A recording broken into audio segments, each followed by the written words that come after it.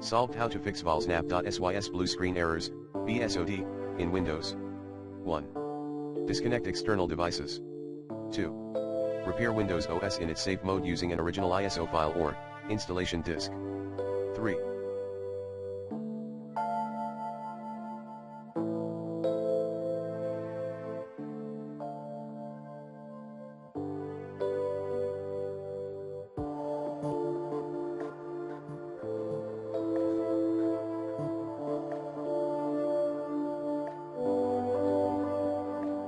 Run System File Checker, sfc/scanner. 4. Update available drivers using the recommended Avast driver updater in this video guide. 5.